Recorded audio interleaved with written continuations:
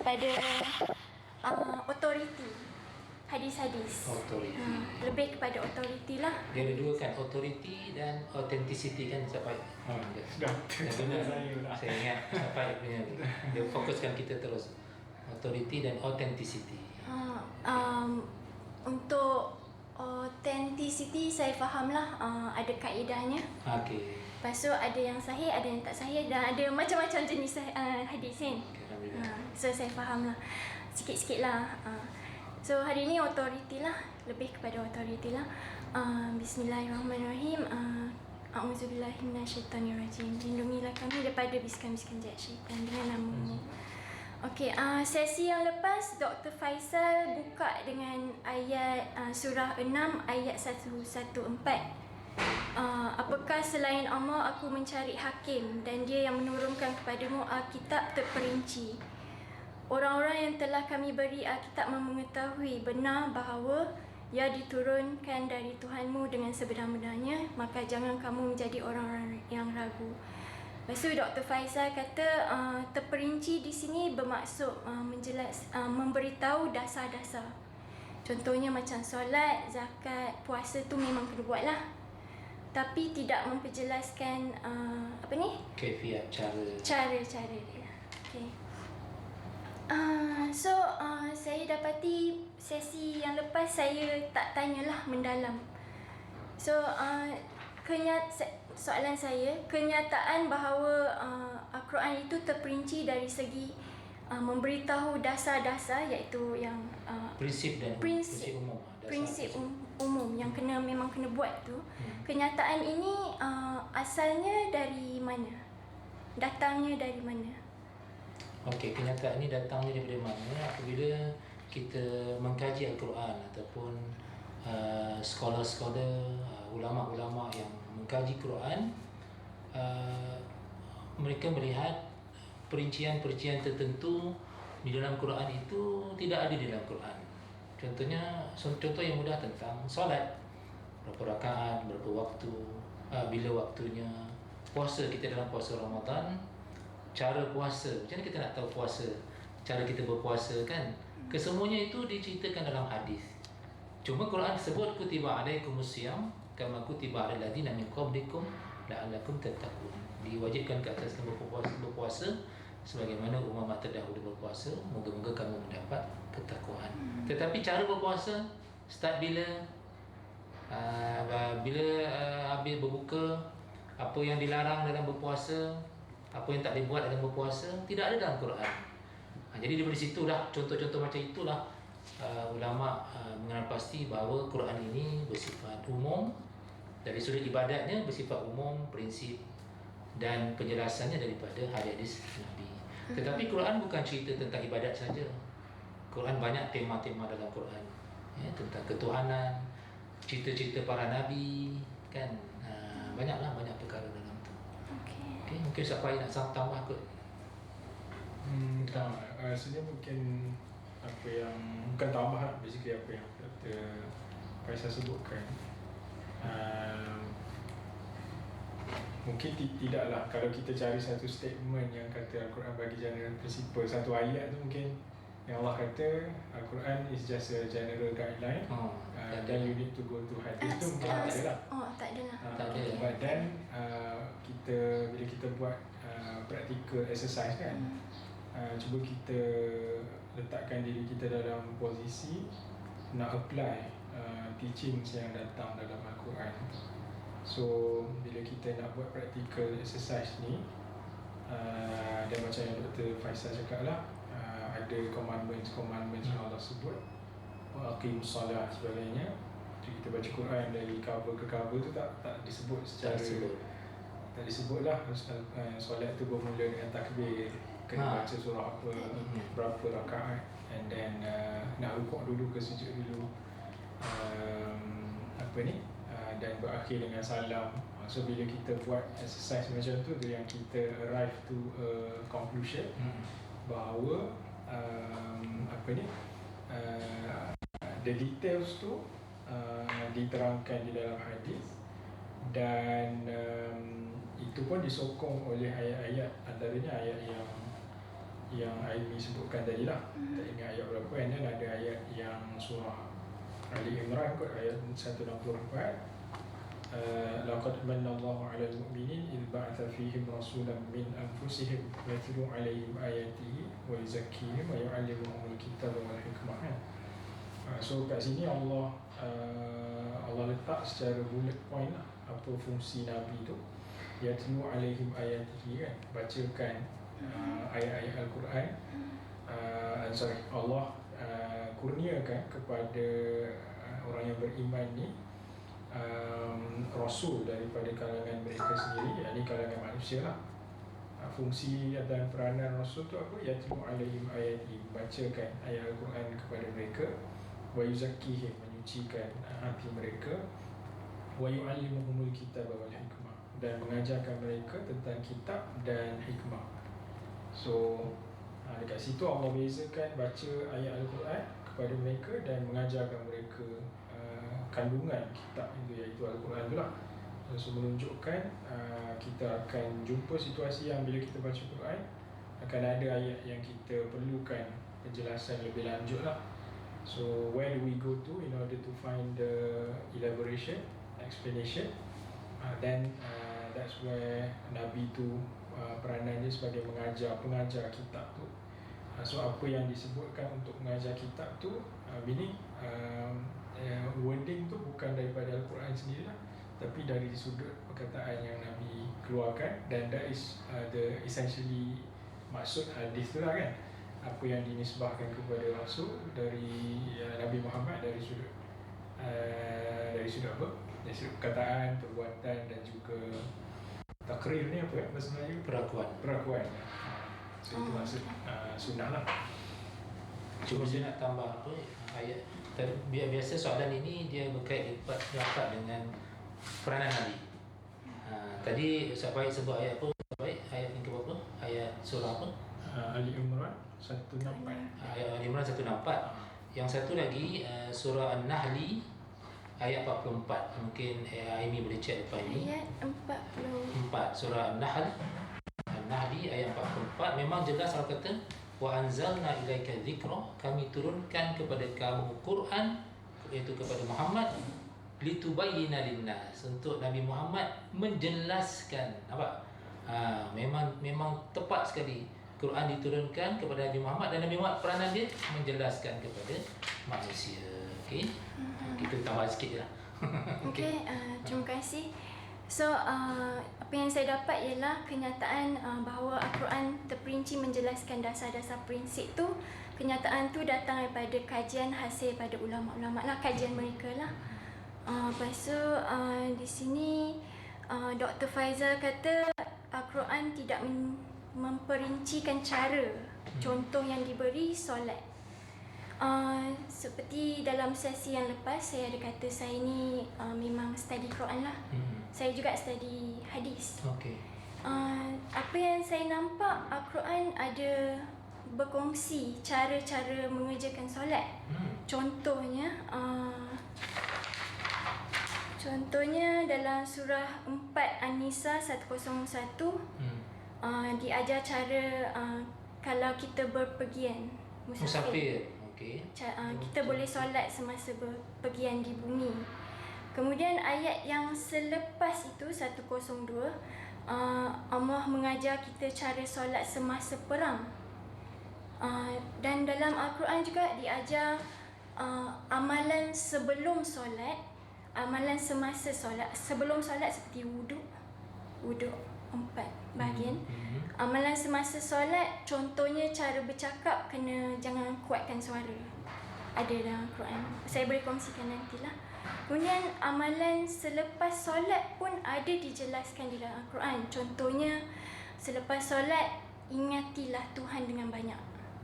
Itu salah satunya lah. So nak katakan Al-Quran tu tak menjelaskan cara-cara solat tu, saya boleh tahulah macam yang dikatakan takbir. Rukuk dulu ke, sujud dulu ke, rakaat kan. Rakaat. Lepas tu saya terfikir sebab saya ada baca Quran kan. Jadi saya terfikir mungkin terperinci ni. Mungkin Tuhan kata dah terperinci, bermaksud dia telah habis penjelasan mengenai solat. Maka kalau dia tidak mengatakan rakaat berapa, maka rakaat itu sebenarnya fleksibel. Pada pandangan saya lah, pada pandangan saya. Itu cara saya tengoklah. Dan yang ini juga mengingatkan saya pada kisah Bani Israel dengan Musa.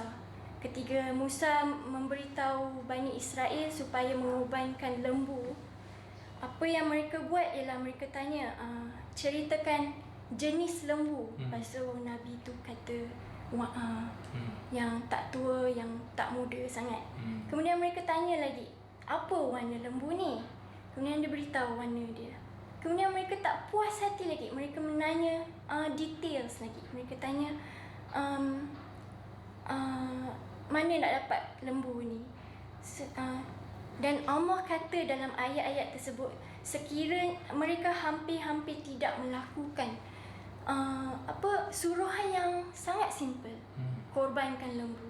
Tapi apa yang mereka buat, mereka menanya-nanya dengan untuk lebih teliti lagi. So itu mengingatkan saya kepada kisah itulah, mesti ada pengajaran dalam tu. Tak apa, kita kena go through lagi untuk tengok authority lah hadis. Kalau hadis betul-betul mempunyai authority, jadi apa yang saya katakan ni memang boleh buang tepi lah, kan? Tak, cuma saya nak respon tadi Aimi kata macam ada perincian tentang solat. Tadi solat musafir kan, solatul khauf, solat takut ketika takut. Itu adalah keringanan yang Allah beri. Maksudnya kalau kita musafir, kita boleh solat musafir. Tetapi cara kaifiat, cara buat, bentuk dia macam mana tak diterangkan. Cuma Allah beri keizinan kepada kita untuk solat musafir, jamak qasar. Ataupun ketika berperangan, Allah benarkan kita tak solat sebagaimana kita solat, tapi solatul khauf dipanggil, solat takut. Itu bukan perincian, itu satu perintah ataupun keringanan yang Allah beri kepada kita. Bukan keperincian. Bukan perincian. Perincian ni macam tadilah Ustaz Faiz cerita, macam saya cerita puasa. Macam mana puasa? Bermula daripada mana, daripada bila ke bila. Itu mungkin ada dalam Quran lah. Cuma perkara yang membatalkan puasa, kat mana kita nak tahu? Semua daripada Nabi, betul tak? Betul, apa yang tak boleh ketika puasa, semua daripada Nabi. Kan? Tapi itu perinciannya pada Nabi lah. Kan? Apa lagi contoh tadi Aimi bawa tadi? Tentang musafir, solat ketiga perang. Dah tadi dah sebut. Lagi apa lagi? Amalan selepas solat ni. Amalan selepas solat mengingati Tuhan dengan banyak. Nah, itulah sentiasa kita memang okey, cara mengingati Tuhan macam mana? Apakah zikir yang cara zikir yang apa tu Allah suruh kita macam mana nak mengingati Tuhan? Kita tak tahu. Tapi macam mana kita tahu? Nabi ajar kita cara mengingati Tuhan. Kan? Perinciannya pada Nabi. Kan? Pada Quran dia suruh zikir saja. Tapi zikir apa yang kita nak baca? Kalau katalah saya ni pegang Quran je, saya tak nak pegang hadis. Allah suruh berzikir pada dia, ingat dia. Jadi macam mana saya nak ingat Allah sedangkan saya tak tahu? Adakah saya suka-suka pandai-pandai saya? Tak boleh kan? Semuanya ada pada Nabi. Okey. So cara yang sangat terperinci, cara mengingati Tuhan tak ada. Contohnya lah, tak diberitahu lah. Okeylah, kita move on kepada authority lah hadis. Okay. So tadi soalan untuk Dr. Faizal. So sekarang ni soalan untuk Ariji. So pada sesi yang pertama Dr. Faizal juga ada teruskan kata kita boleh berfikir, tapi berfikir tu tak boleh melebihi Al-Quran dan hadis lah, hukum hakam Al-Quran dan hadis. So apa pandangan atau kepercayaan IRG tentang kenyataan ini? Tidak boleh berfikir melebihi Quran dan hadis. Bagi saya berfikir dengan menggunakan hadis ni dia bukan apple to apple lah. Dia macam akal ni macam kita punya anggota badan lah. So kita guna untuk membantu diri kita lah. Dia macam dia pelengkap lah, macam pelengkap lah. Apa? Akal tu pelengkap? Tak faham. Dia macam indera kita lah. kita nak tengok, kita guna mata lah. Lebih pada tu, dia bukan macam apple to apple lah nak compare. Lebih pada kita punya senjata lah, kita punya anggota badan lah, senang. Maksudnya akal itu sebagai senjata ke ataupun hadis itu saya tak faham. Mungkin Akal tu dia macam pencak indera lah. akal macam Deria gitu. Okey. Maknanya sangat penting lah. Kalau kita tak guna akal, habislah kita macam tu. Okay. Yang masuk RG comparison apple to apple tu, kita compare akal dengan apa? Sebab berlaku konflik lah, seolah-olah hadis versus akal dia macam Oh, hadis versus akal. seolah-olah macam tu kan. Hmm. So sebenarnya hadis dengan akal dia bukanlah macam tu. Dia macam dunia yang berbeza. Dunia hadis, dunia tulisan. Okey. Akal tu kita punya panca indera. Maksudnya kontradik ke antara hadis dengan akal? Dia macam dunia yang berbeza. Dunia yang berbeza. Dia bukan macam MMA kan, lawan A lawan B. Yang mana mereka tu macam sepadan. Dia lebih kepada itulah, dunia yang berbeza. So maksud RG pancai dera tu sebagai pancai dera untuk tahu apa yang sahih, Apa yang tak salah, sah, apa yang tak salah. yang betul ataupun salah. Okey, soalan saya, Dr. Faizal pernah kata tak boleh berfikir melebihi Quran dan hadis. Maksudnya boleh jelaskan lagi tak? Maksud saya berfikir itu mesti berpandukan Al-Quran dan hadis. Sebab akal kita ni ada had, ada sempadannya. Kan akal manusia kan dia bukan dia ada batasannya, ada sempadannya. Saya buat contoh pada hari ini. Kita tahu dalam Islam kita percaya beriman kepada hari akhirat. Kita beriman kepada nikmat kubur, azab kubur. Pernah dengar tak nikmat kubur, azab kubur? Nikmat tak? Nikmat maksudnya kenikmatan dalam kubur. Oh, ada. Contohnya kuburnya diluaskan. Oh, ada. Dia nampak syurga, kalau dia ahli syurga lah. Okey, kalau kita guna akal, kita guna akal nak percaya tentang nikmat kubur dan azab kubur. Akal kita boleh kalau ikut logik akal, boleh terima tak? Kalau logik akal. Tak boleh. Tak boleh kan? Sebab tak ada bukti, tak ada fakta, tak ada scientific facts lah. Okay. Kalau kita letak kamera dalam kubur pun, kita takkan jumpa apa-apa berlaku dalam tu, kan? Sebab dia berkaitan dengan beriman dengan perkara gaib yang tak boleh kita guna akal, kan? Kita kena beriman sebab Allah beritahu, Nabi beritahu. Tak boleh guna akal dalam perkara gaib, perkara gaib. Sebab itu saya kata akal ni ada batasan dia, kan? Dia ada had dia. Bukan semua perkara boleh guna akal. Dan satu lagi, akal dengan hadis dia tak boleh bertentangan, kan? Dia mesti sama. Sebab akal pun awal beri kepada kita, kan? Dia tak kontradik. Ya? Mungkin Ustaz Pai boleh sama kalau tambah tadi. Mungkin macam saya melihatlah akal dengan hadis tu saya setuju, dia tak sepatutnya dibandingkan lah. Sebab hadis tu dia, kalau kita sebut kat sini, dia teks lah. Dan macam mana kita nak faham teks tu dengan guna indera kita tadi, termasuklah akal, kan. So macam saya ada alat. So saya nak access alat ni, saya perlu gunakan indera saya. So it's not fair to compare iPad dengan indera, kan. So indera is our tools to faham, to access. Itu tu. So yang itu yang tools yang kita gunakan, alat yang kita gunakan untuk akses satu sumber. Dalam kes ni hadis lah. So so bila kita sebagai Muslim, kita percaya Al-Quran dan hadis tu sumbernya daripada Allah, dan Allah juga yang provide indera manusia untuk digunakan faham teks yang Allah dah turunkan. So that's why kita beriman bahawa whatever yang diwahyukan oleh Allah dalam Quran dan hadis tu tak boleh bertentangan dengan, dia tidak akan bertentangan dengan indera manusia, termasuklah akal. So otherwise macam mana Allah buat Quran, buat hadis, buat akal, tapi dia gunakan semua tu berbeza dan tak boleh nak add up lah untuk make sense akal kita dengan apa yang Allah reveal dalam sumber dia lah. So kalau itu yang RG maksudkan, akal dengan hadis tu bukan apple to apple punya comparison, saya setuju lah. Teks tu asas, akal adalah alat nak bagi faham asas. Saya setujulah sebab salah satu rukun iman ialah percaya kepada benda yang gaib dan kitab-kitab Tuhan lah, kan? Maksudnya banyak dalam rukun iman tu benda yang gaib lah kan. Cuma kalau kontradik antara akal dengan hadis, akal kena tunduk bawah hadis dan Quran. Katalah akal bertentangan Quran, akal kena mengikut Quran dan hadis. Itu kaedahnya dalam kita menggunakan akal. Kita tak boleh biar lepas akal sampai dia melangkaui Quran dan hadis. Itu maksud dia, kan? Faham. Ariji nak cakap apa-apa? Basically mungkin yang Ustaz masukkan ni banyak saya tengok di kalangan etis, Etis. golongan liberal pun adalah kesamaan. Ya. Banyak berfikir lah Dia buat logik sendiri lah. Logik lah. Saya lihat benda ni sebagai proses pembelajaran lah. Macam kita boleh tegur lah orang tu. Betul. Awak punya logik ni ada kelemahan gini-gini. Macam tu lah. Betul.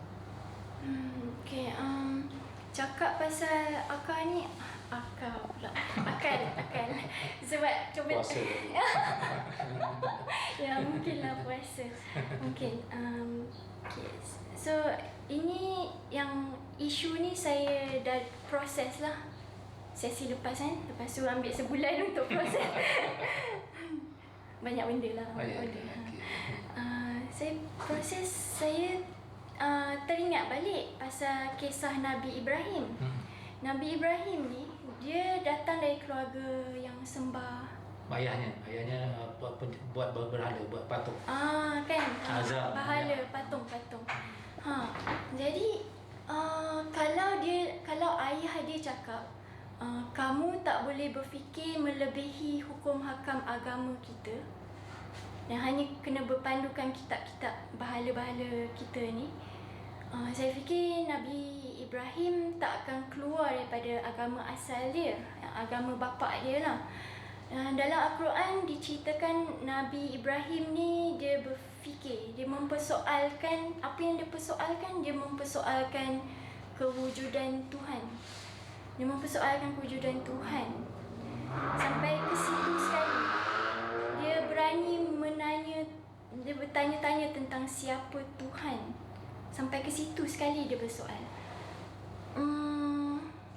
Jadi saya fikir kenapa kisah Nabi Ibrahim banyak bersoal ni ada di dalam Quran melebihi bahala-bahala dia dan hukum hakam agama dia.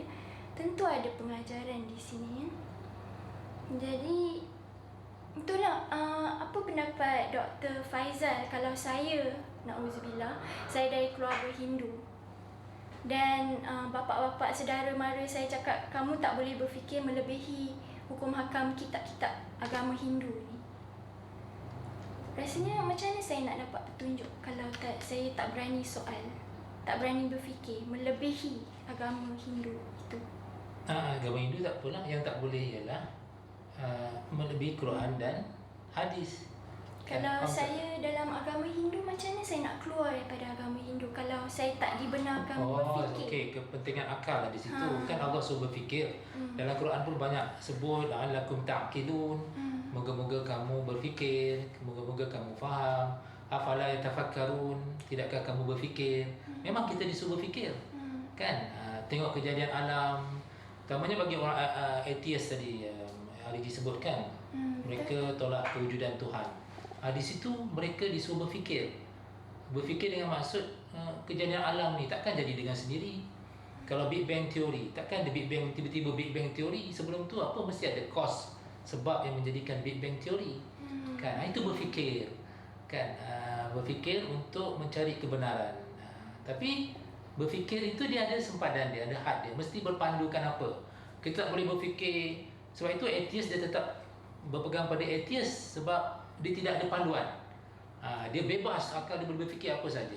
Tapi kalau ada panduan Quran dan hadis, maka Quran dan hadis membantu kita untuk menggunakan akal kita melihat kejadian alam, siapa yang jadikan alam ini, kenapa siang dan malam begitu precise, tak pernah lewat siang dan malam. Kan? Logik akalnya macam mana? Berfikirlah tu. Mesti ada creator, mesti ada designer. Macam tu. Itu maksud saya. Ustaz Faizal. Faizal. Sorry. Confused dah habis. Satu kebanggaan. Apa ni, mungkin kalau saya rasa saya tak contradict dengan point siapa-siapa lah. Cuma mungkin kita perincikan dia ada dua benda yang berbeza, benda yang menjangkaui akal dan menyalahi logik akal. So kalau menyalahi logik akal ni yang kita boleh katakan contradict dengan logik lah. Contoh macam saya tak boleh kata saya di dalam bilik ni dan bukan di dalam bilik ni dalam satu masa yang sama. Itu yang contradict lah, kan? So saya either ada dalam bilik ni atau tak ada dalam bilik ni je. So saya tak boleh ada dan tak ada dalam masa yang sama. So ada satu lagi benda yang menjangkaui akal.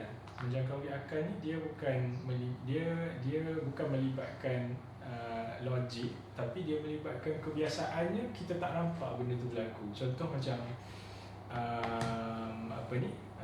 azab dalam kubur lah. So kita tak boleh kata azab dalam kubur tu benda yang contradict. Sebab dia contradict dengan apa? Kalau kita cuba letakkan into practical example dia, azab kubur contradict dengan apa? Dia nak kata contradict dengan logik macam saya ada kat sini, saya tak ada sini, tak boleh juga. Sebab dia completely alam yang berbeza kan. So kalau kita nak kata dia contradict sebab kita reject kewujudan alam selain alam nyata kita ni, then we need to produce some kind of proof jugalah untuk proof alam, tiada alam lain selain alam fizikal yang kita hidup ni. So kalau contoh macam katakan dalam situasi yang ini bagi tadi, ibu bapa yang Hindu cakap kat kita, kamu tak boleh persoalkan apa yang menjangkaui benda dalam kitab agama Hindu. Okey, tak apa, kita tak sentuh benda yang kita kata ghaib lah, kan? Mungkin dalam agama Hindu pun ada benda-benda ghaib yang dia percaya, tapi yang kita persoalkan adalah the logic behind the teachings of your religion. Contohnya macam ni depends on Hindu yang kita tanya lah. Ada Hindu yang kebiasaan dia akan kata Tuhan tu ramai kan. Kalau tanya sami-sami dia kata satu je. Tapi end up disembah patung-patung avatar-avatar yang pelbagai ni. So kita persoalkan lah, kalau kita persoalkan the logic behind kepercayaan dia Tuhan tu ada ramai. Contohnya macam the definition of God tu, kalau kita boleh agree is the most powerful being kan. Tuhan itu adalah satu individu yang paling berkuasa, tak ada benda yang dia tak boleh buat kan. Itu layman punya definition lah, kita tak pergi ke takrif falsafah lah.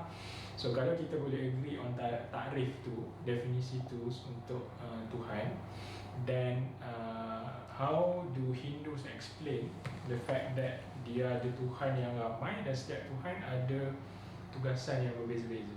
Ada generator kan, ada yang mencipta, ada yang sustainer, ada yang destroyer kan. So Tuhan yang ada berbeza, setiap tugasan, setiap Tuhan tu ada tugasan masing-masing. So kalau kita agree dengan konsep Tuhan macam ni, then dia contradict dengan definisi Tuhan tadi kan. So Tuhan tu tak ada benda yang dia tak berkuasa. So when you have this concept of multiple gods, setiap God tu ada tugas dia masing-masing, dia tak boleh campur urusan tugas lain. So itu macam defeat the whole definition of God tu lah, being the most powerful in every single aspect. So benda-benda macam tu lah yang kita persoalkan pada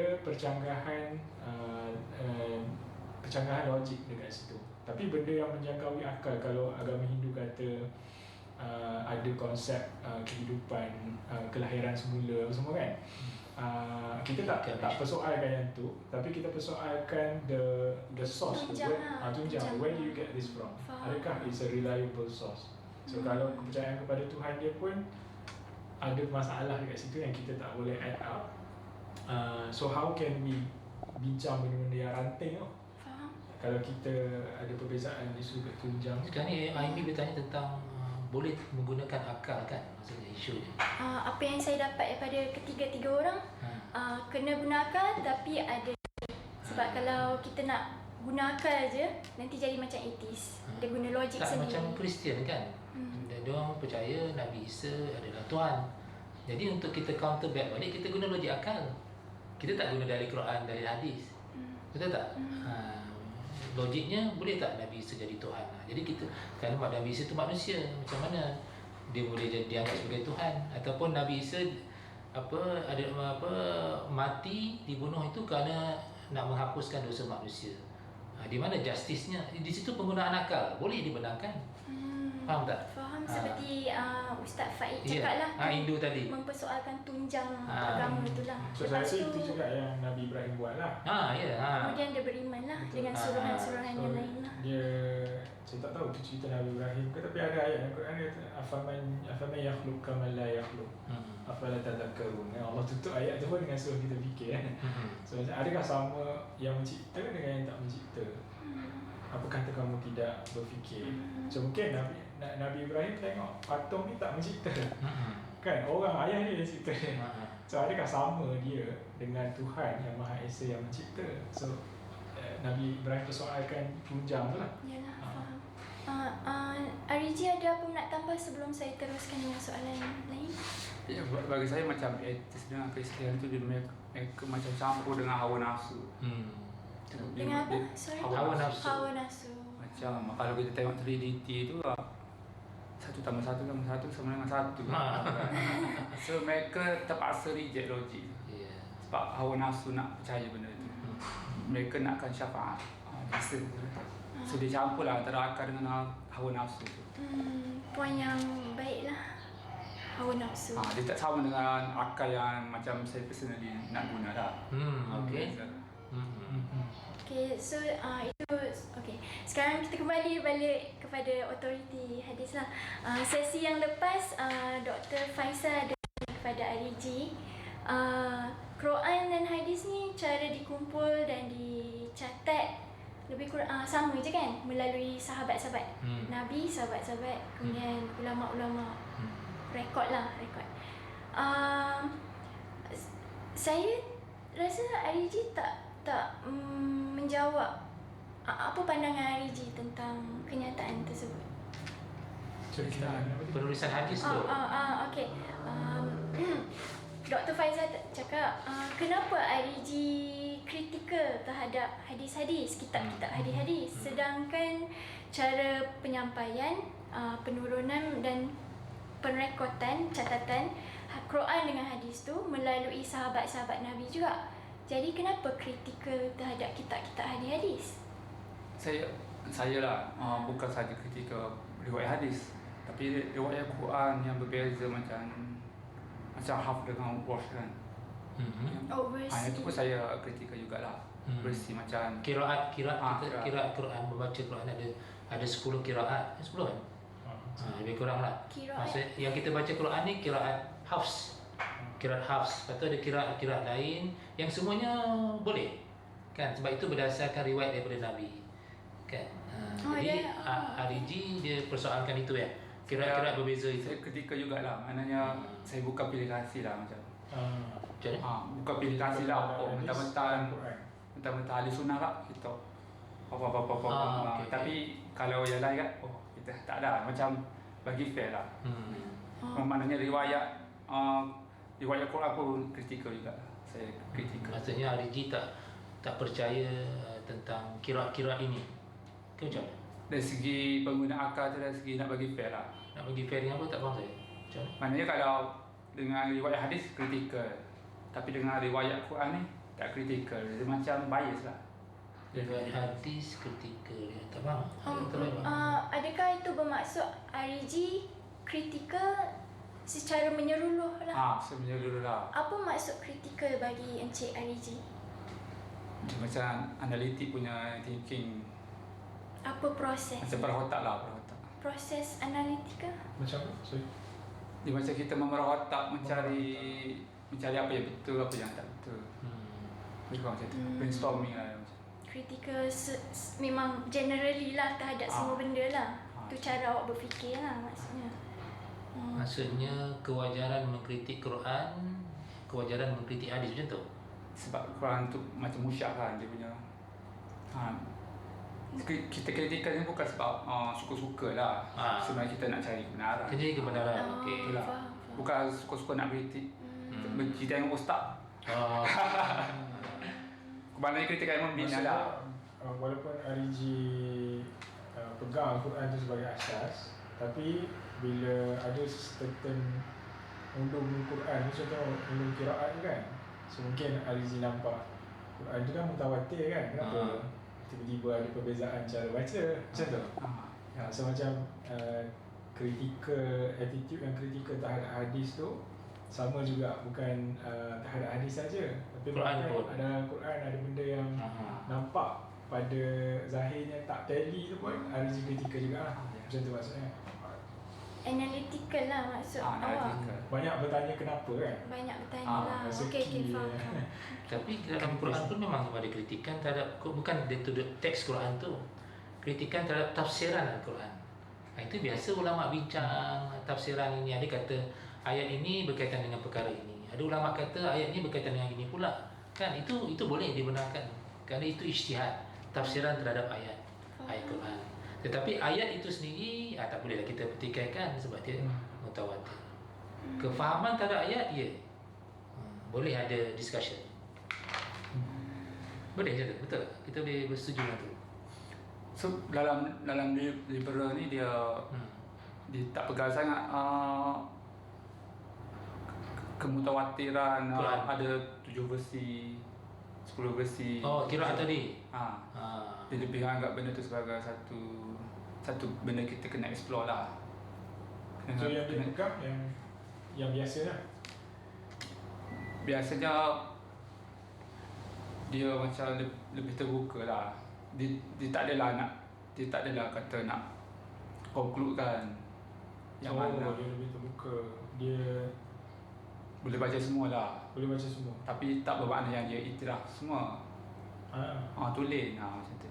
Dia lebih pada benda yang kena explore sendiri. Yang tulen bagi dia, kalau saya boleh tahu, versi yang tulen. Yang tulen tu basically mereka accept lah salah satu lah. Tapi mereka sendiri pun tak tahu. Ramai yang tak tahu lah. Lagi liberal lagi dah tak tahu berbanding kalau Quranis lagi mengkaji. So kita mungkin dalam situasi tu interested juga nak tahu kayu core dia bila dia menentukan versi tu yang dia pilih untuk pegang. Apa kayu core ataupun benchmark yang diguna lah untuk mengatakan this is the version of Quran yang saya terima.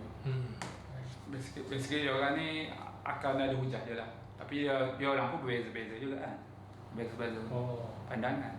So dia lebih pada individualistik punya ni. Personal punya view. Okay.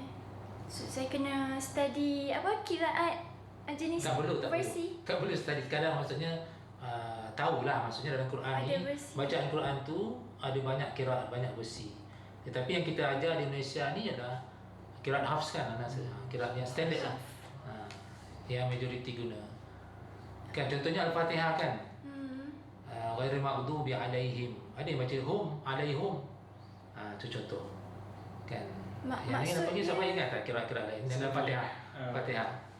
Dalam Fatihah ada ingat tak kira? Tak pernah belajar. Jadi jangan terkejut kalau Aimi dengar imam baca kita baca alaihim. Kenapa alaihim pula? Tapi boleh terima juga. Boleh. Wadduha. Maksudnya wadduha. Ada kira macam wadduha. Dia imalah. Apa tu slang ke apa? Macam slang lah juga. Tapi itu yang dibenarkan. Maksudnya imam-imam dulu Nabi pun ajar dengan 10 kiraat ini. Okey, menarik. Mungkin ni sesi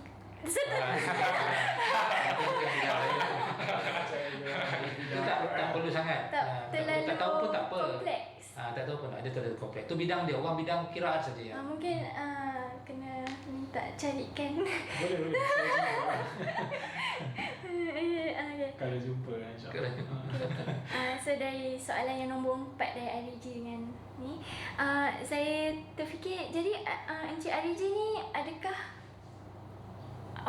kamu mengatakan kitab-kitab hadis ni dengan kitab Al-Quran ni setaraf?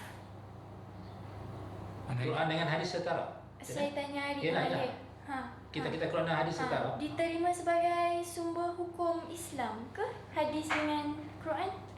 Dia hadis Bukhari lah maksudnya. Hadis Bukhari Muslim semua lah. Semualah yang kita semua. Basically perjalanan yang dikatakan mutawatir tu dia berbeza dia punya perjalanan. Mutawatir tu? Mutawatir maknanya sangat sahih lah dari pandangan ahli sunnah ni. Okey. So perjalanan mutawatir Quran dengan itu berbeza lah bagi saya. Maksudnya berbeza-beza sebab tu perjalanan dia. Sebab tu kalau kita tengok riwayat hadis ahli sunnah dengan dia ada sanad dia terperinci kan. Tapi Quran dia tak perlu. Ya. Sebab perjalanan yang dikatakan mutawatir itu berbeza. Ya, okey. So Encik Ariji masih menerima. Okey, saya pecah dua soalan. Encik Ariji terima Al-Quran sebagai sumber hukum Islam atau tidak? Terimalah. Terima. Sebab dia mutawatir. Kan? Sebab dia mutawatir. Bukan? Bukan sebab semata-mata sebab mutawatir lah. Sebab apa? Sebab validity daripada Quran tu sendiri. Mana Quran ni buku yang self claim. Dia self claim macam ni. Dia punya saintifik apa semua. Terbukti lah. Bukan terbukti sekadar, kebenarannya. bukan sebab mutawatir semata-mata lah. Okey. Soalan kedua, dari situ Encik Ariji terima kitab-kitab Imam Bukhari, Nawawi, lain-lain kitab-kitab hadis ni sebagai sumber hukum Islam atau tidak? Saya jadikan kitab-kitab tu sebagai rujukan lah. Tapi tak adalah setinggi ahli sunnah letak lah. Macam ahli sunnah dia letak lebih tinggi lah daripada saya generally. Macam saya ni saya terima tapi tak adalah setinggi itu. Bukan menjadi rujukan lah. Bukan sumber lah. Tidak setinggi macam kalau kita tengok tingkat ketinggian kan. Tidak setinggi ahli sunnah letak. Okey, cuba bagi, sebab saya nak faham kalau Encik Ariji boleh bagi contoh. Maksudnya dalam isu ini saya tak berpegang dengan hadis. Contohlah, ada tak? Supaya kita boleh faham, Aimi terutamanya Aimi lah, sebab dia nak belajarkan tentang hadis ini. Sebab saya dengan Ustaz Faid kata hadis sebagai sumber, kan? Apapun Quran hadis, Quran hadis, Quran hadis. Tapi Ariji bab hadis, Ariji kata tadi tidak sebagaimana ahli sunnah. Itu yang saya tak faham tu. Kat mana yang bila Ariji berpegang pada hadis, pada sunnah, bila Ariji tak pegang dan rujuk pada sunnah. Kalau boleh bagi contoh. So basically hadis tu kita baca dulu lah. Okey. And then kita analisis daripada situ. Kita baru buat finding lah. Nak terima macam mana ataupun nak tolak macam mana. Mana kita baca study dulu. Dia bukan macam saya tak adalah general dikata kita tak berpegang ataupun berpegang lah. Mana kita baca dulu, study dulu lah macam tu. Okey, apa hadis yang Ariji tolak? Sorry Ustaz Faid. Sebab saya nak faham nak faham konsep ialah apa tu kefahaman pemikiran macam ini. Okey, apa dia hadis yang Ariji pernah biasa baca sebelum ini yang Ariji tak diterima hadis ni? Kan. Kalau kita tengok kes perbincangan ni, contoh hukuman rejam lah. Hukuman rejam. Okey, hukuman rejam sebab tak ada dalam Quran. Betul tak? Sebab dia tak dapat sokongan daripada Quran tu tak kuat. Jadi saya nampak sekarang dari sudut pemikiran Ariji ni ialah mana-mana perkara yang tak disebut dalam Quran tetapi disebut dalam hadis. Dia bukan sebab tak disebut, macam sokongan tu, macam sejauh mana Quran menyokong benda tu. Ayolah, okey, kita kata sama. Dia sokong tu kena sebut lah. So, sebut lah. mungkin kita boleh kiaskan walaupun tak ada sebut direct kan. Tapi kita boleh guna kias ke tapi tak cukup kuat.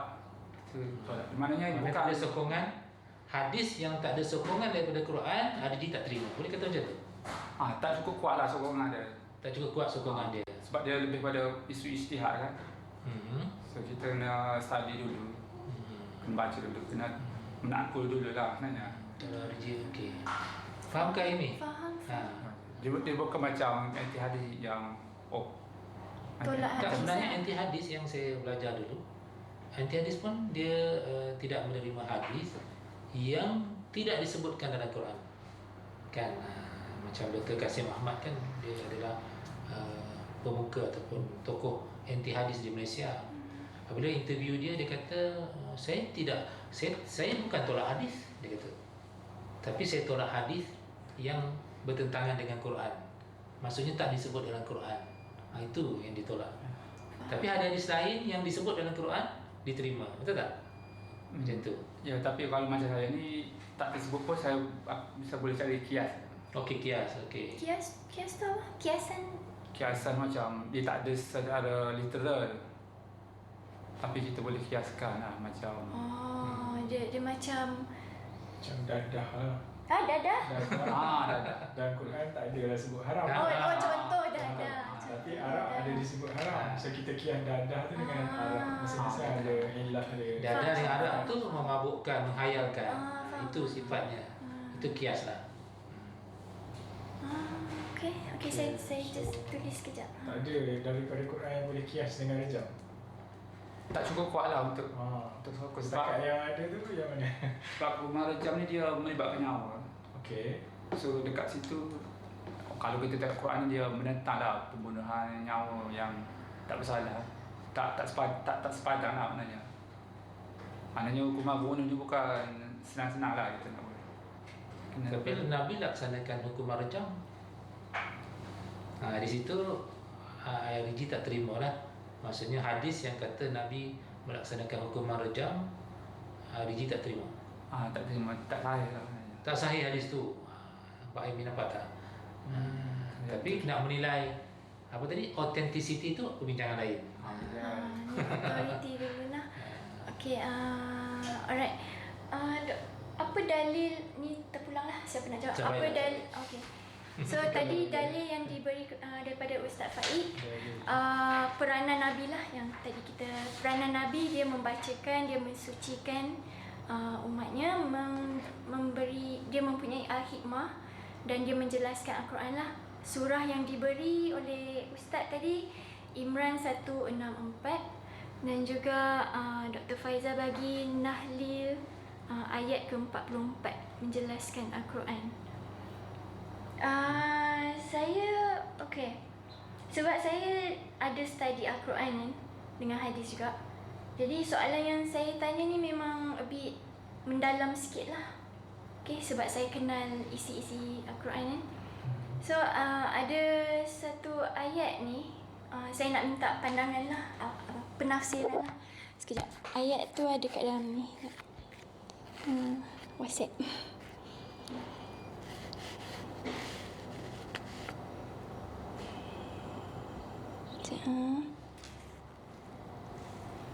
Sekejap.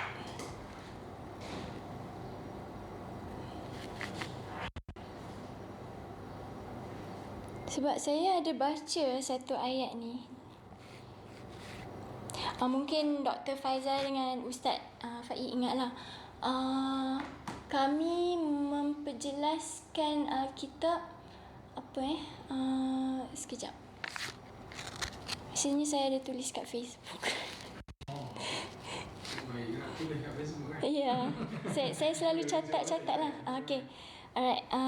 Kena friend dengan dia ni. Okay. Okay, surah 2 Al-Baqarah. Surah 2. Dari kitab tu. Dari kitab. Tak. 159. Kalau tak. 159. Saya baca Bismillah. Sungguh orang-orang yang menyembunyikan apa yang telah kami turunkan berupa keterangan-keterangan dan petunjuk setelah kami menjelaskan kepada manusia dalam Alkitab. Mereka itulah yang dilaknat Allah dan dilaknat oleh mereka yang melaknat lah. Ayat berapa tadi? Surah 2 Al-Baqarah ayat 159. Ni pada ayat orang Yahudi ni yang menyembunyikan.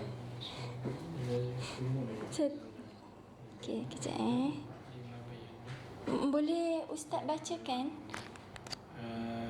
Innal ladina yaktumuna ma anzalna minal bayyinat wal huda min ba'di ma bayyanahu lin-nasi fil kitabi ulaika yal'anuhumullah wa yal'anuhumul la'in. Okey. Ada soalan tu kan? Okey. Okey, dalam ayat ni dia cakap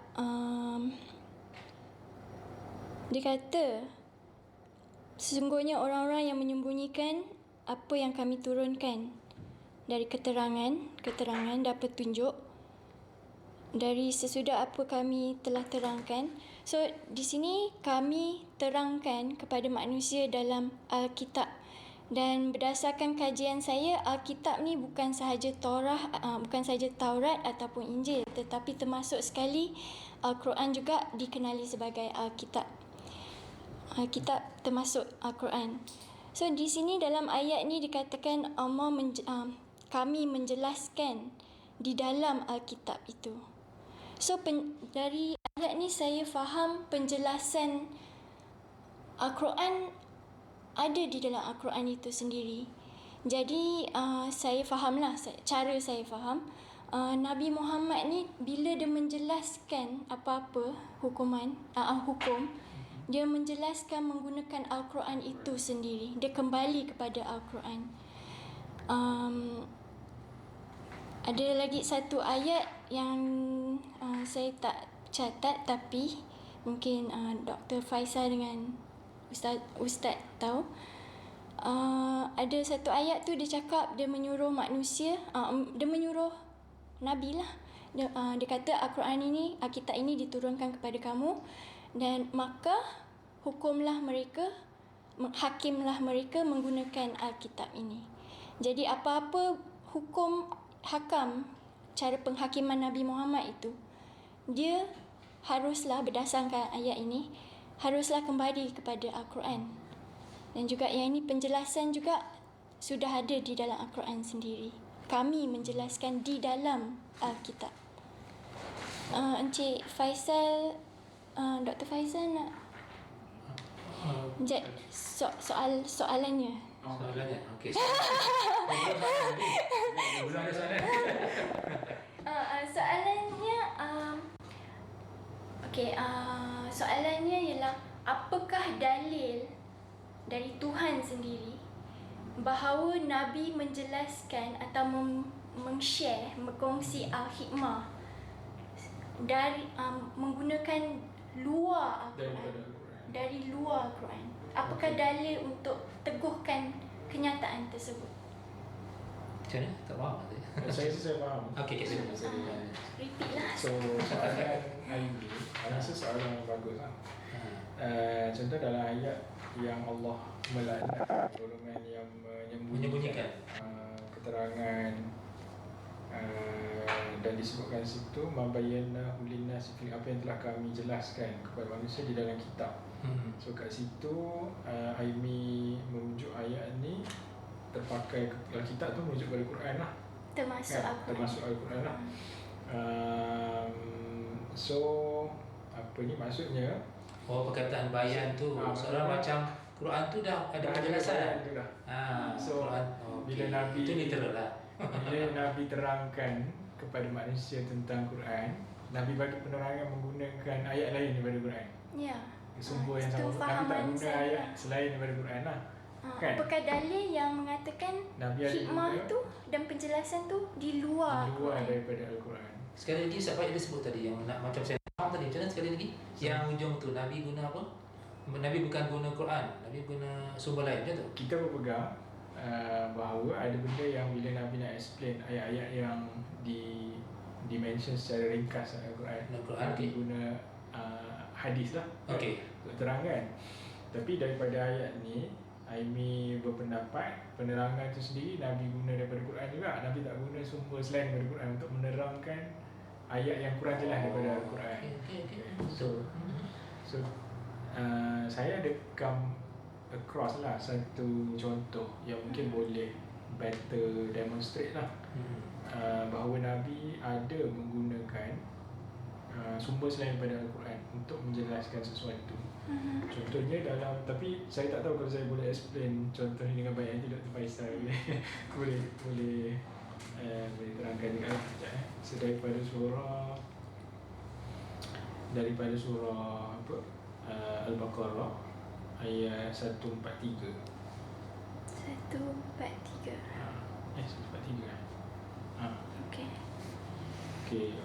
Nabi Allah kata wa kadzalika ja'alnakum ummatan wasata litakunu syuhada'a 'alan nas wa yakuna rasul 'alaikum syahida. Kemudian yang ni part dia, wa ma ja'alna al-qiblata allati kunta 'alaiha illa lina'lama man yattabi'ur rasul mimman yanqalibu 'ala aqibai. Kami tidak jadikan Dan tidaklah kami jadikan kiblat yang engkau menghadapnya dulu, wahai Muhammad, melainkan untuk menjadi ujian bagi melahirkan pengetahuan siapakah yang benar-benar ikut Rasul dan siapa pula yang berpaling tanda.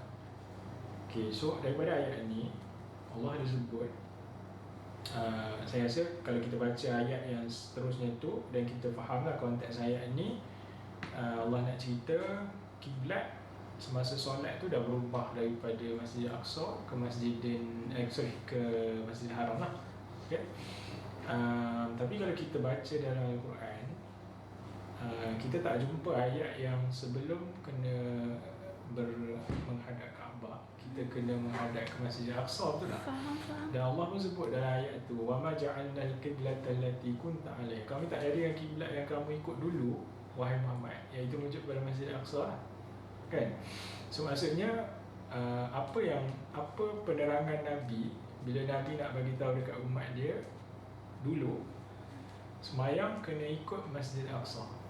Sebab dalam Al-Quran tak ada explain tu. Yang ada cuma ayat untuk perintahkan kiblat tu dah bertukar 180 degrees daripada Masjid Al-Aqsa ke Masjidil Haram. So clearly dekat sini Nabi explain pensyariatan menghadap kiblat yang pertama tu daripada ke Masjid Al-Aqsa tu dengan something yang tidak ada dalam Quran. Faham. Poin yang bagus. Poin bagus. Doktor nak tambah apa-apa ke? Tak, saya tak. Saya sangat okey dah tu. RG nak tambah apa-apa ke? Abang pasal Kiblat. kiblat. Contoh yang diberi oleh ustaz tadi. Kiblat tu dia tak jelaskan tempat asal Kiblat dengan yang kena menghadap Masjid Haram ada, lepas tu dia berubah. tapi kiblat yang pertama dulu yang Masjid Aqsa tu tak ada dalam Quran. Tak So, dijelaskan dalam tak disebut Quran. dalam Quran. So maksudnya masa Nabi nak ajar umat dia solat kali pertama dulu kena menghadap Masjid Aqsa tu. So kalau kita katalah Nabi kata kat umat dia ittajih ila Masjid Al-Aqsa kan. So ayat tu nowhere to be found dalam Quran. So maksudnya Nabi guna something yang bukan daripada Quran untuk explain macam mana nak carry out certain ritual atau ibadat dalam Islam sebelum tu lah. Good point. Nak cakap apa-apa RG? Pasal kiblat tu kalau kita tengok dari segi batin lah. Dari segi batin ia boleh dilihat secara eternal. Maknanya bukan fizikal lah. Maksud kiblat tu internal. Eternal Dalam hati kalau lah. dari segi batin lah. Dari segi batin ni lah. Kepercayaan Secara lah. general lah. Bukan batin ni lah. Batin yang ada kat ni. Batin secara batin yang general, kita boleh lihat dari segi kiblat tu kita punya internal daripada kesesatan kepada kebenaran lah. Itu penafsiran Apa tafsiran kiblat tadi? Daripada kesesatan Zulumat kepada nur kan. kepada nur. Maksudnya bukan kiblah arah tujuan tu tuju. Bukan fizikal lah. Kalau dari segi batinnya lah. RG bukan itu tafsiran tu. tu tafsiran siapa? Batinnya tu saya terima lah. Saya macam salah satu rujukan lah. Tapi bukanlah kata taksub. Adalah. Segala sebab saya tengok Quran ni zahir dan batin lah. Macam tu. Dia maksudnya ini kena ingat tu, maksudnya dari sudut pemikiran RG ni dia memahami Quran dari sudut zahir dan batin. Batin tu maksudnya apa di sebalik itu kan, apa yang tersirat, betul tak? Jadi pemikiran RG ni dia kontradik lah dengan kaedah sebenar dalam memahami Al-Quran kan. Apa kaedah sebenar? Kaedah sebenar dalam memahami Quran macam tadi kan, maksudnya kita nak faham ayat Quran tu, kita tak boleh baca terjemahan saja, translation, ataupun kita tak boleh faham sendiri. Kita kena rujuk kitab-kitab tafsir kan. Pernah kitab-kitab tafsir kan. Kitab tafsir ni adalah kitab-kitab yang ulama syarahkan ayat Al-Quran itu. Ulama tafsirkan ayat Quran kan. Sebenarnya banyak benda kita tak tahu dalam Quran tu. Tetapi kita nak tahu macam mana, lihat kupasan para ulama kita tentang tafsiran itu kan. Jadi macam RG punya metod yang saya faham, RG banyak faham sendiri, betul tak? Menggunakan akal yang Allah beri itu, RG cuba faham sendiri, betul tak? Pandangan saya itu. Dari segi mudah faham, boleh kata macam tu lah. Ha, Tapi tak adalah siapa yang tak suit dengan diri sendiri. Tapi RG juga merujuk kepada ulama juga. Merujuklah sumber-sumber yang ada lah. Semua-semua yang ada, tetapi ulama yang RG pilih itu terbuka. Ada yang RG tak terima, ada yang RG terima. Dia macam dia bukan tertakluk. Sebab saya hanya nak rujuk Ahlussunnah saja contoh. Berarti ni apa nak RG rujuk kan tadi kan? Berarti ni Jadi kalau saya atau sahabat juga, kita kena pasti apa dia aliran-aliran yang bukan rujukan kepada kita, not recognized lah, ataupun aliran yang menyeleweng. Berarti ini adalah salah satu aliran yang menyeleweng. Jadi kita tidak akan merujuk pada pandangan mereka kan. Jadi pastinya kita akan merujuk kepada sekolah-sekolah yang diiktiraf. Faham tak? Jadi di situ ada perbezaan metod lah, perbezaan kaedah yang membawa kepada rumusan tadi. Itu yang membezakan antara Islam liberal dengan Ahlussunnah lah. Dan liberal dia macam nama dia lah, liberal dia. Itu bukan. Okey. Tapi tak bermakna yang semua liberal sama. Tapi tak bahaya ke tadi pandangan? Maksudnya RG kata Kaabah itu, Kaabah ke apa tadi? Kaabah kan? Kiblat. Kiblat itu adalah kiasan kepada apa tadi? Dari sudut bagi ni. Kegelapan ke cahaya. Sedangkan perkataan kiblat ada disebut dalam Quran dan ulama tafsir perkataan kiblat tu apa? Dan ayat seterusnya tu pun Allah kata fawalli wajhaka. Wajhaka. Masjidil Dalam Masjidil. Terjemahan ni apa? Sorry. Maka palingkanlah wajah kamu ke arah Masjidil Haram. So maksudnya Masjidil Haram is a known place kan. So dia bukan something yang up to interpretation lah. Orang tahu Masjidil Haram tu that's the masjid dekat Mekah. Mungkin RG pada RG wajah apa maksud? Berpaling wajah kepada arah ni. Berpaling wajah. Kalau ayat tu apa RG faham? Fawalli wajhaka ila Masjidil Haram. Syatr. Syatr. Fawalli wajhaka syatra Masjidil Haram. So, ikut pengalaman saya lah, macam bahasa Arab ni perkataan tu dia terbahagi pada dua kan, zahir dengan batin. Okay. So kadang-kadang kita nak terima zahir tapi ada persoalan-persoalan. Contoh macam Masjidil Haram, kalau kita terima zahir dia punya sempadan contoh. Kalau orang tu dah berada di Masjid Haram, mana dia punya kiblat contoh? Kaabah tu. Kalau berada di Masjid Haram, Kaabah tu. Tapi ayat kata Masjidil Haram contoh kan. So dia macam contoh kalau kita berada dalam Kaabah sebagai contoh, kita nak berpaling ke mana contoh? Mana-mana. So dari segi fizikal dia ada persoalan contoh kan. Tu yang saya masukkan kritik tinggi tadi lah. Dia bukan suka-suka nak kritik, dia lebih pada berfikir. Tapi kenapa awak sebut Masjidil Haram?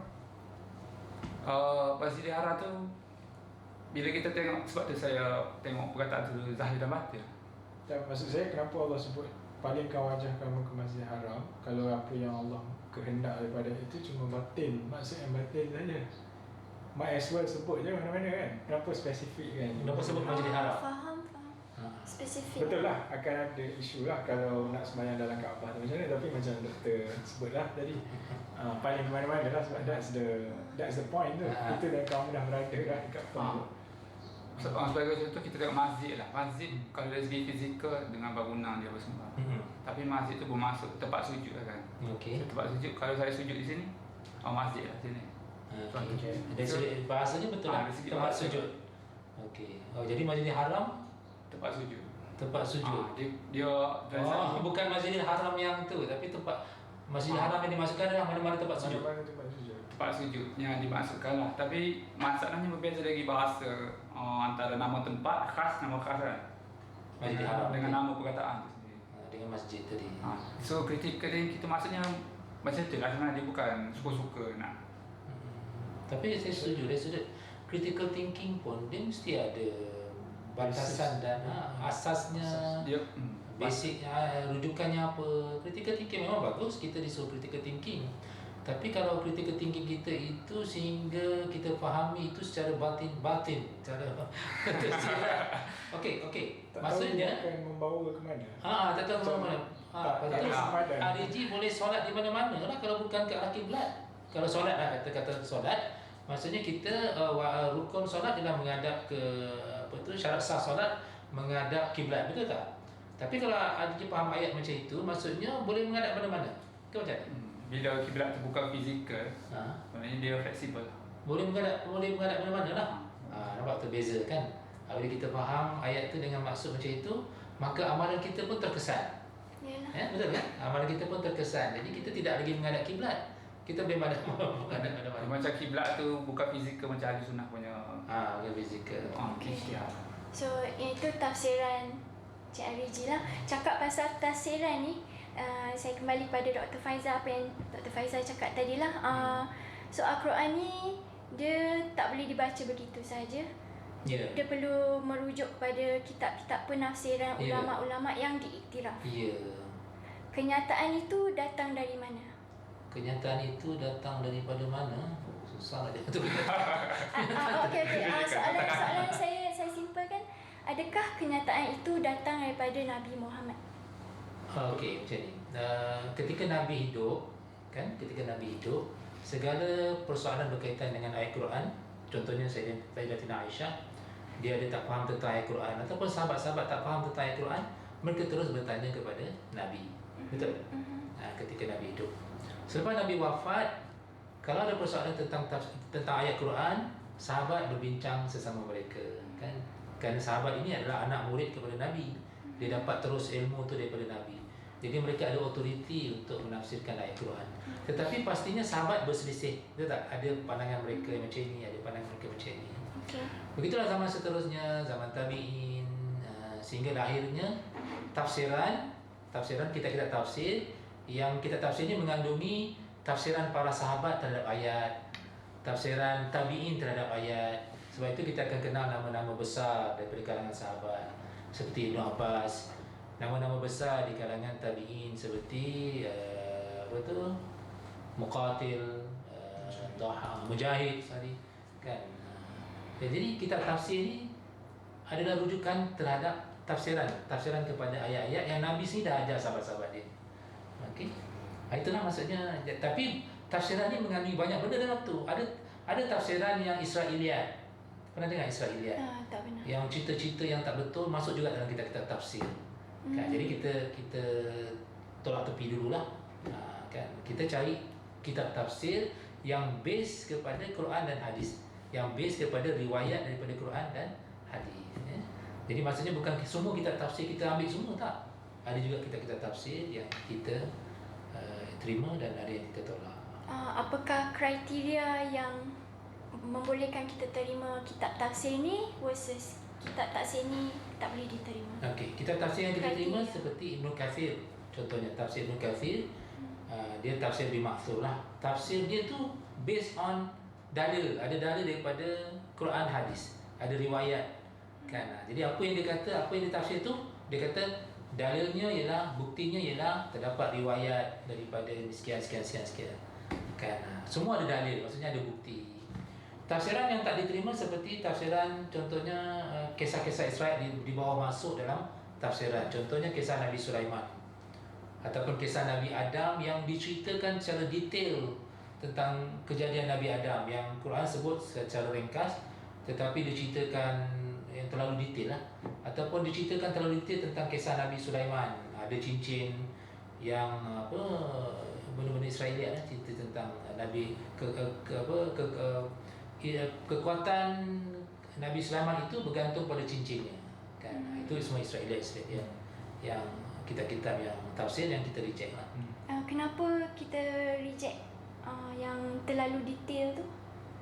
Sebab dia tidak, ini kembali kepada kaedah tadi, sebab tidak didatangkan riwayat-riwayat yang sahih Dari hadis. berkaitan dengan kisah tersebut. Contoh dalam Quran, Nabi Ayub kan sakit kan, dalam sebut kan, disebutkan dia sakit. Tetapi boleh orang cerita detail-detail tentang kisah para nabi ni yang tak disebut dalam Quran. Dan hadis pun tak ada. Hadis pun tak ada. Jadi kita reject. Faham. Okey. Dan satu lagi riwayat-riwayat Israeliat yang bertentangan lah kan. Bertentangan dengan prinsip yang Al-Quran dah jelaskan. Contoh macam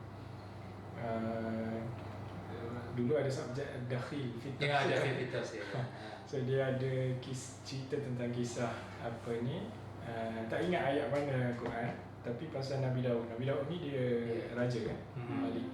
Satu hari tu Nabi Daud diceritakan ada riwayat Israeliat Ibnu Abi Hatim.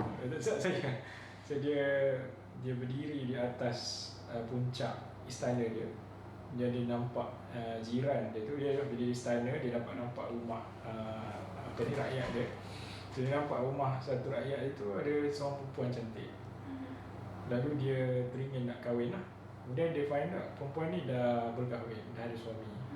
So diteruskan lagi tu, dalam riwayat tu dia kata Nabi Daud ni disebabkan dia raja, dia pergi guna kuasa dia untuk hantar suami dan perempuan tu ke medan perang, duduk saf yang depan saja, line yang depan saja, supaya bila berlaku peperangan dia orang pertama yang mati lah. Kemudian bila dah mati dia dapat kahwin dengan perempuan tu tadi. So kalau kita tengok di sini ni satu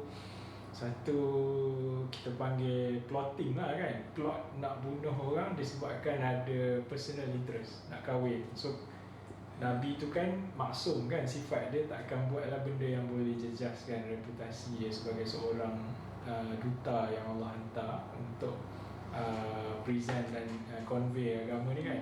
So kalau riwayat yang macam tu dan Israeliat, dia adalah basis kisah tu daripada Old Testament dalam Bible tu. So riwayat macam tu ada dibawa masuk dalam kitab tafsir. So apa kayu ukur kita nak terima ataupun tak, clearly ni adalah jelas kisah yang tak tally dengan ayat Al-Quran yang Allah kata Allah preserve para anbiya ni daripada melakukan dosa yang boleh menjejaskan. Boleh saya tahu surah mana, ayat mana? Yang maksum tu. Nanti saya check balik. Okay, terima kasih. Thank you. And then mungkin nak add sikit daripada point IDG tadi lah. Okay, Al-Quran ada maksud ayat-ayat yang ada maksud zahir dan batin kan. Okay, so kalau tak silap zahir ni kita tafsir biasa lah kan, dan batin ni contohnya macam tafsir, kita sebut tafsir isyari lah, tafsir yang bagi isyarat. So to certain extent saya rasa even among ahli sunnah pun kita accept ada maksud tersirat pada ayat. Contoh macam surah idza jaa nasrullah tu kan, wal fath wa ra'aitan nas ya'buduna fi dinillahi afwaja fasabbih bihamdi rabbika wastaghfir innahu kana tawwaba. Okay, so ada sahabat tanya Ibnu Abbas, kalau tak silap, Ibnu Abbas apa yang kau faham daripada surah tu? Sahabat-sahabat lain ni faham ayat tu secara zahir. Allah kata apabila datang kemenangan, kamu akan menyaksikan manusia berbondong-bondong masuk Islam kan. Dan betul lah benda tu berlaku, pembukaan kota Mekah, orang ramai terima Islam. Tapi Ibn Abbas tengok ayat ni ada maksud tersirat. Yang dia faham adalah ajal Nabi dah dekat. Bila kemenangan yang Allah janjikan tu dah sampai, maka ajal Nabi tu dah makin dekat dan Nabi akan meninggal tak lama selepas Islam dah menang.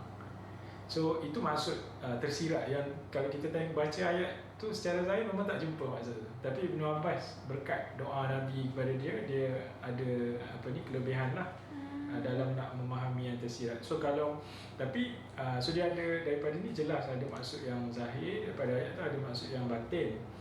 Tetapi yang di mana ahli sunnah draw the line tu saya rasa adalah pada kita terima ayat tu maksud dia secara batin as long as dia tak contradict dengan maksud dia yang zahir tu ni. Kan, so maksud kita tak boleh terima batin tapi kita reject maksud literal ayat tu. Otherwise setiap perkataan tak ada apa-apa maksud yang kita boleh agree. Semuanya akan ada maksud batin. Contoh ada yang tafsir yang Ibnu Arabi tu kan, dia kata azab tu bukan bermaksud azab seksa tapi uzubah. Uzubah ni macam manis macam tu kan, betul? Kemanisan. So maksudnya macam that's a completely lagi tu azab yang Allah bagi pada orang kafir, orang musyrik. Tapi di other side orang kata ini bukan maksud azab seksa, ini maksud kemanisan yang dia dapat. Yang itu diterima ke tak terima? Itu contoh tafsir batini yang ahli sunnah tak dapat terima sebab dia akan bawa pada completely different meaning. So kalau maksud secara batin tu saya rasa berdasarkan daripada apa yang Ibn Abbas cerita tu kita boleh terima as long as kalau kita tengok tafsiran Ibn Abbas tu dia tak betul. contradict pun Tak dengan contradict. maksud ayat tu. Dan kalau kita fikir betul juga, bila kemenangan Allah dah sampai, meaning Nabi dah jalankan tugas dia menyampaikan Islam. So kita tahu fungsi Nabi tu menyampaikan Islam. Bila dia punya duty tu dah tamat, dan Allah akan cabut nyawa dia. Faham. Kan? So saya cuba nak cari titik di mana kita boleh bertemu lah. Cuma dalam Ahlussunnah dia still ada batas dia yang kita kata you cannot go beyond this line, because it would make the entire Quran tu subjektif dan abstrak kepada semua orang yang baca, dan kita tak ada satu mekanisme nak pantau agama ni daripada dia uas-uai. Menarik. Faham. So tu saya rasa pegangan kita lah. Cuma kenapa kita terima kisah Ibn Abbas tadi? Sebab Ibn Abbas sahabat tu, Dia otoriti dia sahabat tu, sahabat. otoriti sahabat tu. Jadi bukan sebarang apa kita bagi takwilan lah, ataupun batin, kefahaman batin yang kita terima, tidak. Ada dia punya kriteria. Regina So tambah apa? basically ialah pasal pasal tafsir terbuka yang ustaz cakap tu, macam kita tengok mungkin liberal di Indonesia lah yang mana dia punya tafsiran tu Oh ya, betul. besar kan. Polis majid apa kan. Macam-macam. Macam-macam. Tapi basically Ahlussunnah dengan liberal ni dia bezanya banyaknya dari segi tokoh lah. Macam Ahlussunnah dia ada ketokohan lah, macam Ibn Abbas apa semua kan. Macam sebenarnya dia tak ada tokoh yang macam tu. Dia tak ada tokoh yang letak tinggi sangat macam tu. So bila jadi tafsir apa, antara perbezaan lah. Macam Ahlussunnah dia lebih setia lah dengan tokoh. Kalau dengan nama Ibn Abbas tu respect tinggi kan. Macam Islam dia boleh baca, boleh dengar, tapi ke respektan tu dia tak macam Ahlussunnah.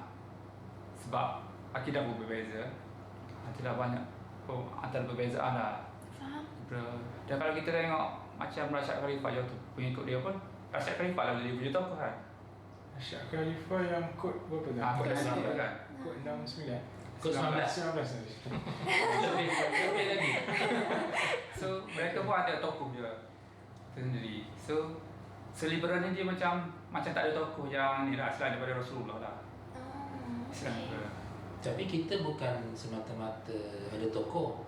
Tokoh yang kita ikut tu selagi mana tokoh itu berpegang kepada kaedah merujuk kepada Quran dan hadis. Maksudnya Quran dan hadis tu atas sekali.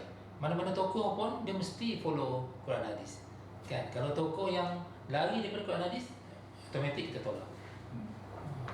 Itu kaedahnya lah, kaedahnya. Bukan kerana tokoh, tetapi kerana rujukan dia kepada Quran dan hadis.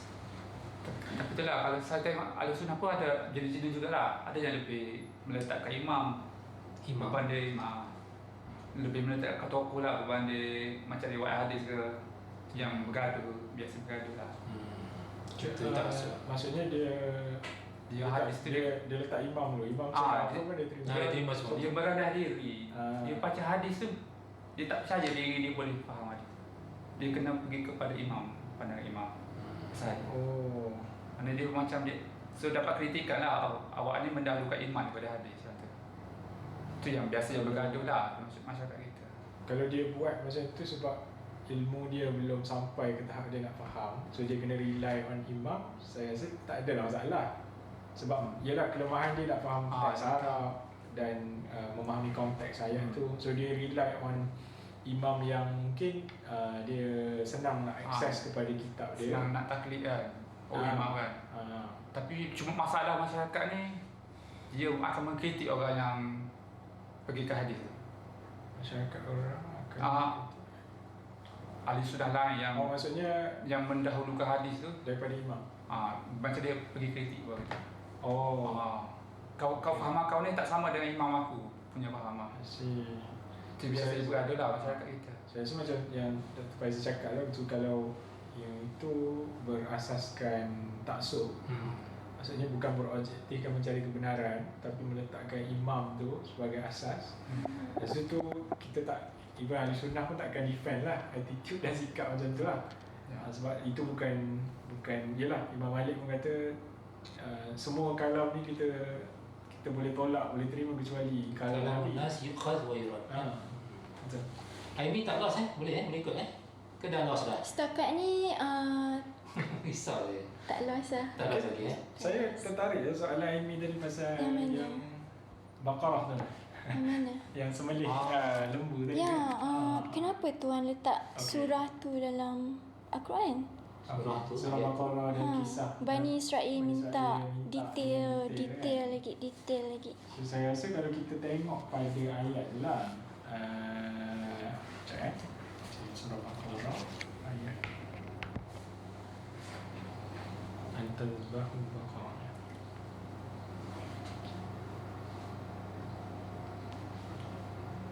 Kamera tu okey lah. Okey. Mic tu okey. Okey, Nabi Musa, ketika Nabi Musa berkata kepada kaumnya, sesungguhnya Allah menyuruh supaya kamu menyembelih seekor lembu betina. Mereka berkata, adakah kau nak menjadikan kami ini permainan? Nabi Musa menjawab, aku berlindung daripada Allah lah. And then the story went macam yang I sebut tadi lah. So, kalau saya tengok ayat ni, Bani Israel memang tak sepatutnya tanya dengan detail. Sebab Nabi Musa kata dari awal lagi, Allah perintahkan kamu menyembelih Baqarah, nakirah itu kan. Nakirah ni meaning Baqarah in general. Ambillah lembu mana-mana pun, selesai duty kamu yang Allah perintahkan tadi, kan. So tak wajarlah bila perkara tu dah dimudahkan, Bani Israel tanya untuk menyusahkan lagi. Tapi dalam kata solat tadi, bila kita nak tahu the perincian on solat tu, it's because Allah sebut wa aqimus solat. Dan Aimi bawa ayat ketika kita darabtum fil ard tadi, bermusafir, tak menjadi satu kesalahan kita pendekkan solat, kan. So saya terfikir kalau saya nak baca ayat ni dan nak terus apply, bila saya musafir, saya boleh pendekkan solat. First, kita kena define solat tu apa, Betul, kan. betul. So, dan kita kena tahu kita nak pendekkan part mana. Pendekkan bacaan ke, pendekkan rukuk ke, Betul. kan. So bila kata solat tu, we have to define first apa maksud solat tu. Berbeza dengan kisah Nabi Musa tadi, lembu ni lembu mana-mana pun tak apa. Ya, itu jelas lah lembu. Jelas kan. So kalau solat ni, we have to understand first, solat tu apa dia. Kita nak pendekkan yang masa khauf, seorang berdiri, seorang jaga, time bila, time sujud kan, ada yang menjaga. So kalau kita dah faham solat tu apa, dan basically kita takkan tanya dah lah, pendekkan solat tu. Kita jelas lah solat tu nak dipendekkan. Even pendekkan tu pun kena require more explanation juga. Nak pendekkan solat yang dekat part mana kan, rakaat dan sebagainya tu. So saya rasa pendapat saya lah, bila saya tengok, dia still tak menjadi satu kesalahan lah bila kita nak tahu untuk dirikan solat tu apa dia in the first place. Berbeza dengan lembu tu tadi yang memang Sangat jelas. sangat jelas lah, lembu yang memang feature dia tu sama dekat mana-mana pun lah. Setuju lah, setuju. Saya sedang masih belajar lah maksud Saya solat di dalam Al-Quran lah. Baik. Solat mengikut sunnah, mengikut ajaran di sekolah-sekolah, saya tahu lah, saya pernah belajar kan. So masih tengah study lah dalam Al-Quran ni. Tapi jangan asingkan Quran dengan hadis. Sebab Quran dengan hadis itu lengkap melengkapi. Kalau Aimi pegang Quran saja, maka pasti akan berlaku kesilapan dalam memahami erti solat. Kan? Dia lengkap melengkapi, dia tak boleh pisah. Kan? Cuma saya nak just yeah. nak tahu lah, curious, bila Aimi ataupun Ariji baca Quran, apa terjemahan yang diikut? Tak, maksudnya terjemahan yang mana yang diikut? Ni IG ke saya? Kedua-dua. Aimi dulu pun tak apa. Saya menggunakan terjemahan apa yang ada lah di pasaran lah. Okay. Tapi saya tak guna satu saja. Kena Saya macam ada app Quran Indonesia per kata. Okay. Setiap perkataan tu ada terjemahan. Jadi saya nampak bahasa Arab, bahasa Melayu dia. Lagi satu, saya cross check dengan terjemahan lain lah. Lain-lain lah. So bila saya cross check macam-macam terjemahan, saya insya-Allah akan nampak maksud yang nak disampaikan oleh kesemua penterjemahan ni. Penterjemah ni. So tu saya lah. Saya guna English, Melayu, berkata bahasa Arab juga. Okay. Dan saya terbuka untuk fahami ustaz dengan ustazah punya fahaman jugalah. Baik. Tapi dengan terjemahan saja belum tentu kita faham lagi maksud ayat itu. Kita perlu juga, terutamanya ayat-ayat yang ada tafsirannya yang detail tu, perlu rujuk kepada kitab tafsir. Kan?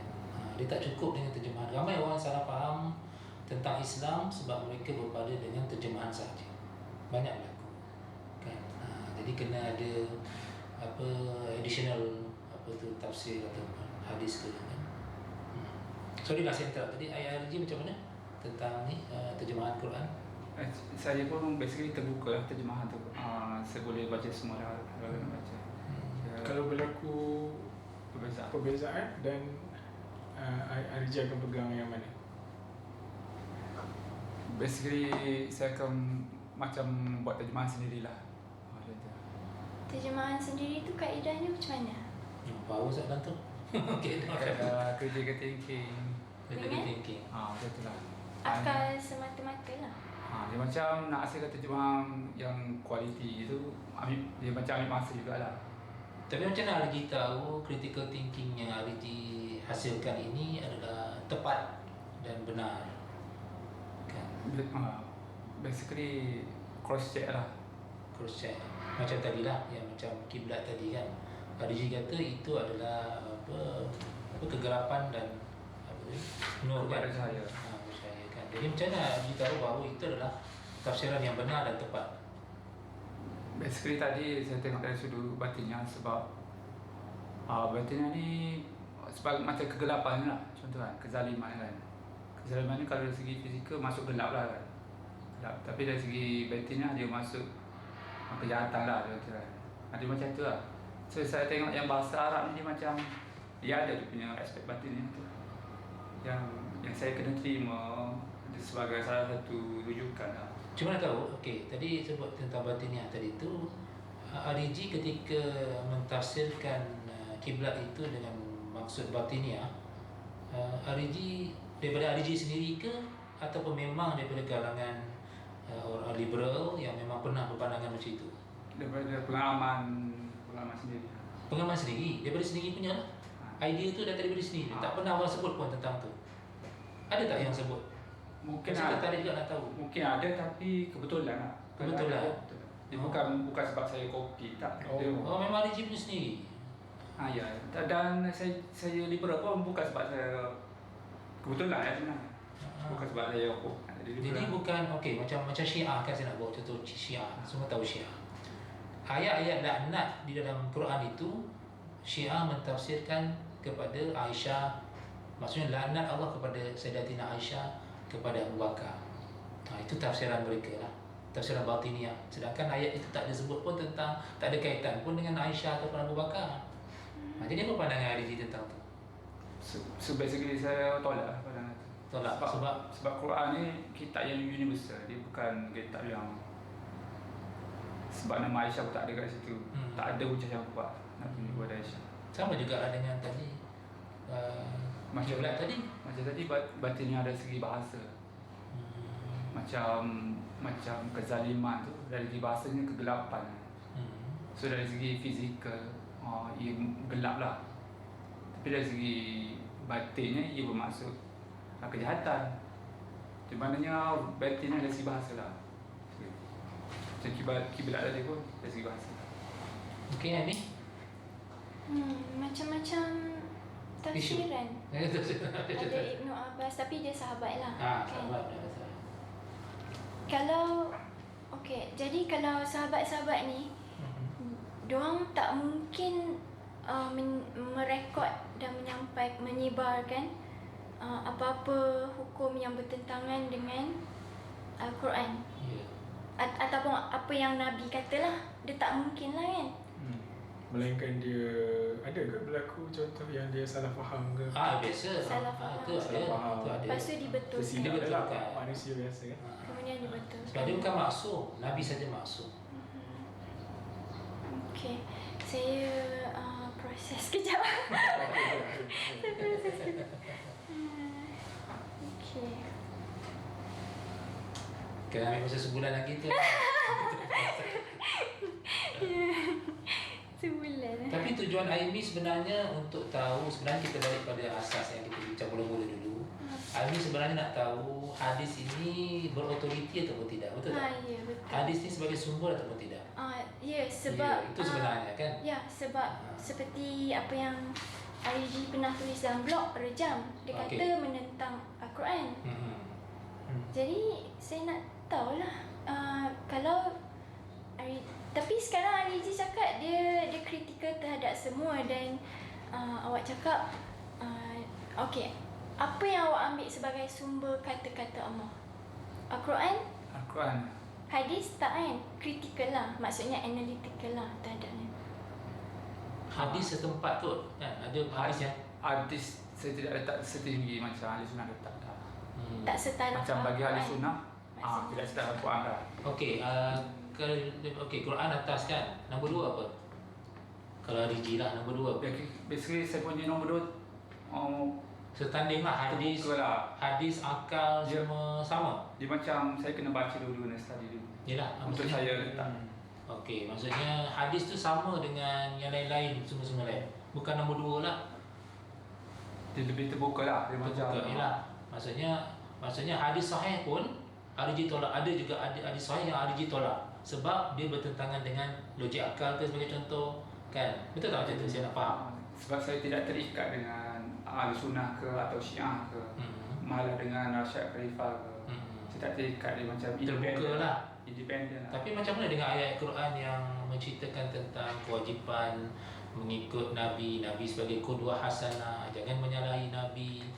Banyak kan ayat Quran tentang jangan menyalahi Nabi, kena pegang dengan Nabi, ati Allah wa ati Rasul, tak boleh ada keputusan lain selain daripada keputusan Nabi. Kan banyak kan?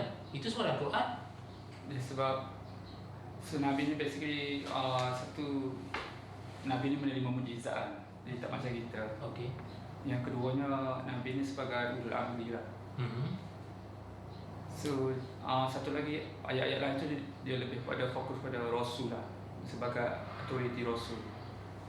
So maknanya membezakan kenabian tu dengan kerasulan tu. Jadi kita dah bincang dulu kan. Bincang dulu lah. Lepas tu yang ulul amri tu satu hal pula. So Maknanya maknanya Nabi bukan maksum lah pada RG. Nabi maksum tak pada RG? dari segi kenabian tu tidak maksud, yang maksud kerasulan. Ada macam tu. So beza dengan ahli sunnah dari segi metodologi lah sebenarnya. Dia bukan sejarah general hati-hati, itu bukan macam tu. Tapi saya keliru tentang metod RG lah. Sebab RG terbuka kan. RG kata RG tak ikut sesiapa, betul tak? RG ikut, kali sebenarnya RG ada ikut sesiapa tokoh tak? Basically saya nak ikut Rasulullah. Nak ikut Rasulullah, tapi menolak hadis. Macam mana tu? Tapi menolak hadis tu dia bukan secara macam tu. Dia ada hujah-hujah dia lah, dia detail kenapa tu hadis. Dia bukan macam Rasyad Khalifah. Macam tu lah dia. Jadi Aimi selepas perbincangan ni tentang otoriti hadis tu macam mana? Bertambah keliru ke? Masih Jelas. masih nak proses, tapi hari ini saya lebih memahamilah cara RG lebih jelas. pandangan dia lah. Ha. Pandangan dia. So saya nak balik kepada apa ni sentence. Apa yang Dr. Faizal cakap.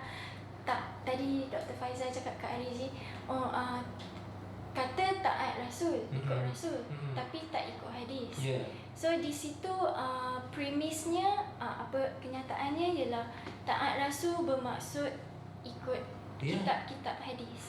Bukan kita tahu mengikut hadis Nabi, apa yang Nabi perintahkan, apa yang Nabi larang, semuanya dalam hadis. Hadis Nabi ada di dalam Kitab-kitab hadis lah. kitab-kitab hadis lah. Okey. Kan?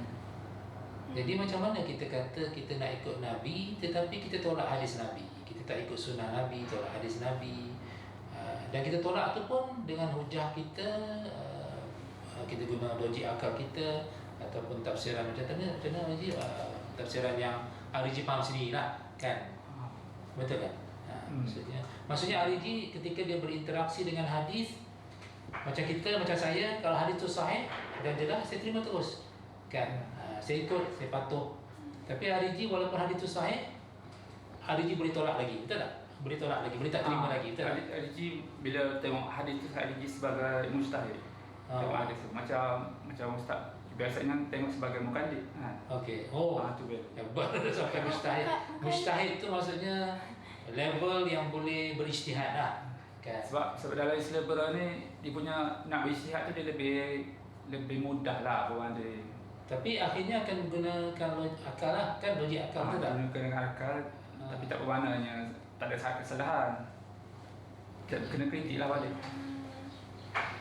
Mulia ini. Okay.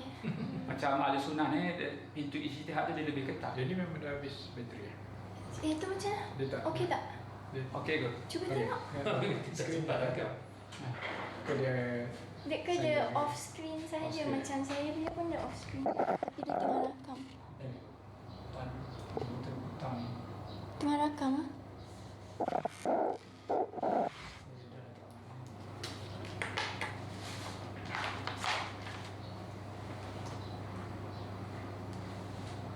Kan tak belah ada. Ada kan? Kalau Ada. tak akal pun dapat kata sebahagian. Dapat kan? Dapat apa? sebahagian. Sebahagian. Tapi tak apa. Okay, alright, seperti saya kata, okay, saya dah faham lah RG punya stand. So, last kali saya fikir semua ni dia authority kitab-kitab hadis ni dia kembali kepada premis bahawa taat Rasul bermaksud ikut hadis-hadis Nabi di dalam kitab-kitab imam-imam ni lah. Itu nak faham mudah lah. Itu nak faham mudah. Saya pernah cakap saya study Quran dengan hadis lah. Dan saya terbuka untuk memahami dua-dua pihak. Okey. Itu apa yang Ariji sampaikan, itu dia punya lah. Saya pula, saya langsung tak mengambil kitab-kitab imam-imam hadis-hadis ni sebagai sumber agama Islam. Saya hanya mengambil Al-Quran sahaja. Dan untuk menyoal autoriti kitab-kitab hadis ni, kita tak boleh nak cakap on the surface saja. Sebab on the surface, satu soalan lah untuk Ustaz dengan Dr. Faizal juga. Katakan ada dua orang lelaki. Okay? Katakan ada dua orang lelaki. Dia datang pada Ustaz lah ataupun doktor lah. Dia kata dua-dua ni cakap benda yang sama. Apa yang mereka kata? Mereka kata kitab-kitab yang saya kumpul ni adalah hadis-hadis Nabi. Pasal sunnah, apalah penerangan, semuanya daripada Nabi. Terkumpul, saya dah kumpulkan. Dua lelaki tanya soalan yang beritahu benda yang sama. Sekarang ni soalan saya ialah apa kriteria untuk tahu bahawa lelaki salah seorang ataupun kedua-dua, apa kriteria untuk tahu lelaki ini berkata benar bahawa kita perlu ambil kitab-kitab pengumpulan dia kerana mengandungi hadis-hadis Nabi. Apakah kriteria untuk tahu kebenaran? So ini dia masuk kepada authenticity lah. Authenticity. Okey, dia kalau akan boleh masuk dia. overlap pun tak apalah. Sekejap Dr. Faisal kena gerak kan. Dia pengumpulan ni Mungkin kita sambung sesi ketiga. boleh je. Terulang. So ada dah masuk. Tapi dah soalan dah keluar dah ni, kita kan? dulu. Takut panjang lah. Nak jawab. Tak, kan ni isunya Aimi bertanyakan tentang apa tu keabsahan, keautentikan. Autentik tak autentik kita hadis tu kan? Betul tak? Apa yang lelaki tu beritahu adalah benar. Apa yang kita beritahu tu benar. Dia berkait rapat yang saya faham lah. Saya tak nampak. Mungkin boleh bantu. Dia tentang status perawi tadi kot. Yes, betul. Status perawi macam mana kita tahu dia tu bercakap benar. Sebab Nabi menyampaikan hadis, kemudian sahabat dengar. Sahabat menyampaikan hadis, generasi selepasnya tabi'in tu dengar. Selepas tabi'in atau ba'ud tabi'in, sampailah ke Imam Bukhari contohnya. Antara Imam Bukhari dengan Nabi tu katalah ada 9 orang. Kan? Jadi macam mana kita nak tahu perawi ni bercakap benar, dia ambil daripada Nabi betul-betul, dia dengar daripada Nabi, yang semua lagi dengar daripada sahabat. Dalam ilmu hadis, kita panggil ilmu al-rijal ataupun ilmu al-jarhi wa ta'dil. Setiap perawi itu, kecuali sahabat, setiap perawi itu dinilai oleh para ulama. Kan? Dia pertama dia nilai dari sudut dia ini adil ke tak adil. Adil maksudnya dia itu pertama Islam, dia tak melakukan dosa besar, dia tidak berbohong, akhlaknya pun bagus. Itu dari sudut adil. Satu lagi dari sudut kualiti ingatan dia. Bila dia dengar Nabi sahabat tak apalah. Apabila dia dengar daripada sahabat tu, dia ingat betul-betul apa yang dia dengar daripada hadis tu. Dia sampaikan sebagaimana yang dia dengar. Kan? Jadi dua benda ini yang dinilai bagi setiap perawi itu, adakah dia adil ataupun dia dhabit. Dalam masalahnya dhabit. Adil satu lagi dhabit, nak tahu memori dia macam mana? Memori. Betul tak? Okey. Jadi dua perkara ni memang menjadi penilaian kepada perawi. Kemudian katakanlah dah okey dua-dua ni. Ulama bandingkan pula hadis yang dia dengar tu dengan perawi-perawi lain. Sama tak? Sama tak? Dia meriwayatkan macam ini. Lepas tu perawi-perawi lain macam mana? Sama tak dengan apa yang dia sampaikan? Jadi di situlah sesuatu hadis itu diterima ataupun tidak. Okay. Jadi kualiti yang ulama dia terkenal dengan yang penilaian mereka sangat ketat. Salah sikit aja, kadang-kadang salah sikit saja mereka di-reject. Siapa yang nak sambung? Tak ada lah. Dah masa kriteria masa terhad lagi. Dah. Okay. Kalau boleh sambung sesi ketiga lah. Sebulan lagi. Boleh. Saya tertarik. Aimi memang baca Quran ya? Saya juga baca hadis. Baca hadis, okey. Macam RG, saya pun tak ada tokoh-tokoh. Maksudnya saya tak ada imam-imam. Jadi terbuka saya sebab dalam Az-Zumar 39 dia kata saya bacakan ya. Bismillah.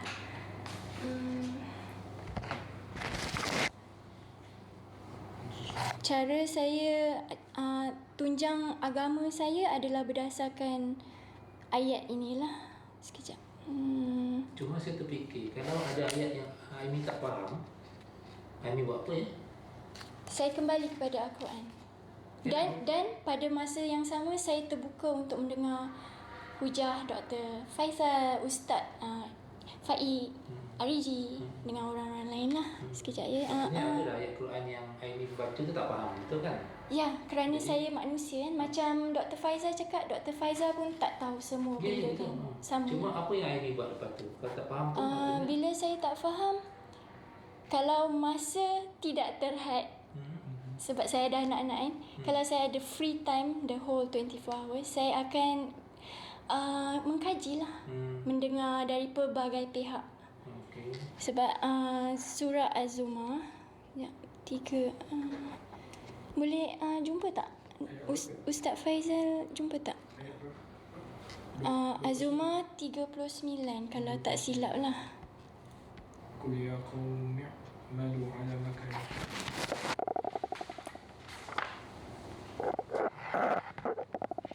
Katakanlah wahai kaumku yang masih berdegil dalam kekufuran. Bukan. Saya silap. Ariji ingat tak? Pasal yang dalam neraka tu lah. Bukan. Okey. Dia kejap ya. Dia kata dan mereka yang mendengar perkataan Ikut yang kalimah dan mengikut yang terbaik, mereka lah. Surah apa tu Tabi'una ahsana. Sekejap, cuba buka. Yastami'una al-qawl. Jadi pegangan saya berpegang kepada ayat Quran inilah. Az-Zumar 18. Saya Az-Zumar 18. ya terbuka lah. Maksudnya apa sampai alladzina yastami'ul qawl. Sesiapa yang mendengarkan perkataan maka dia akan mengikut yang lebih baik. Dan mereka tapi ada sama ayat tu. mereka ni ada Allah yang diberi petunjuk oleh Allah. diberi petunjuk. So ciri-ciri orang yang diberi petunjuk adalah mereka mendengar perkataan-perkataan dan memilih yang terbaik, mengikut yang terbaik. Itu jadi pegangan saya lah. Jadi itu sebabnya saya kata saya masih terbuka untuk dipengaruhi. Bahaya tu. Sekejap. Dipengaruhi bukan oleh RAG. Dipengaruhi oleh Dr. Faizal dengan... Tak, sebab apa dalam kita, sebab tu saya sebut tadi, dia ada kaedah tau. Dia ada kaedah dalam kita memahami Islam, memahami Quran kan. Sebab kita adalah, kita pertama kita tak ada bahasa Arab, betul tak? Kita ada bahasa Arab yang kalau kita boleh bahasa Arab, kita boleh merujuk kitab tafsir kan. Jadi kita punya source tu terhad kan. Jadi terdedah kepada penyelewengan, terdedah kepada kesilapan ya. Kita sambung sesi seterusnya lah. Akan pergi lebih dalam lah. Sebab kalau nak katakan kaedah saintifik kami ni, kita tengok orang itu adil, Islam bohong ataupun tidak, akhlak dia, memori dia, ingatan dia, dan adakah hadis itu ada diulang-ulang dengan orang lain. Kalau sekali dengar memang sangat indah lah, sangat wow. Tapi untuk mengetahui sesuatu itu benar ataupun salah, kita kena go deeper. Contohnya rejam, contohnya adalah, jadi saya harap ada sesi yang lagi satu, saya keluarkan dalil-dalil kenapa saya tak percaya dengan perawi-perawi ni. Okey, bagus. Dan harap-harap Ustaz Faik dengan Dr. Faizal boleh bagi hujah lah. InsyaAllah. Sebab saya kemungkinan salah juga. Sebab manusia ni. Semua kita pun ada kebiasaan. So, terima kasihlah kerana meluangkan masa.